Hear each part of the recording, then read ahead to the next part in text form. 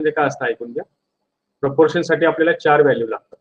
मग मीन प्रपोर्शनल याचा अर्थ काय की जो सेकंड व्हॅल्यू असतो तो डबल येतो, म्हणजे हा मीन बनतो.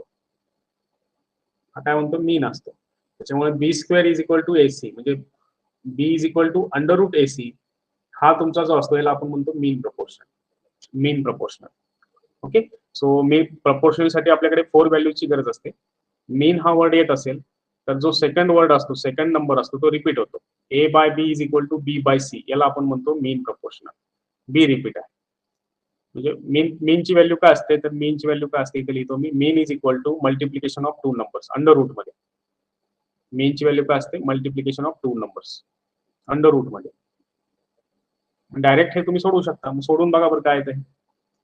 सो पहिल्या स्टेटमेंट वरून तुम्ही काय लिहिणार, अंडर रूट 2 व्हॅल्यूची मल्टिप्लिकेशन, म्हणजे असं लिहिणार तुम्ही 45 into second number is unknown to you and is म्हणल्यामुळे इज इथं इज इक्वल टू येते 3 टाइम्स म्हणल्यामुळे इथं तुम्ही 3 इंटू अगेन मीन सांगितलेला आहे. सो मीन हा नेहमी रूट मध्ये लिहायचा असतो, रूट, आणि इथे काय लिहिणार तुम्ही, proportional between 5 and 22. So 5 and 22 ची मल्टिप्लिकेशन. चला हे सोडवा बरं.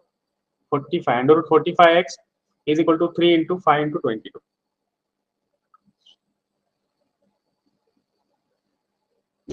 दोन्हीकडे रूट आहे, बाय स्क्वेअर करा, बाय स्क्वेअरिंग बोथ साइड्स, कारण दोन्हीकडे रूट असेल तर तुम्ही बाय स्क्वेअर करून आन्सर काढू शकता. बाय स्क्वेअरिंग बोथ साइड्स हे काय होऊन जाईल, 45x इज इक्वल टू 3 चा फक्त स्क्वेअर 9 होऊन जाईल आणि बाकीचे 5 इंटू 22 ॲज इट इज येतील. सो x ची व्हॅल्यू काय येईल बघा, सोडवू शकता.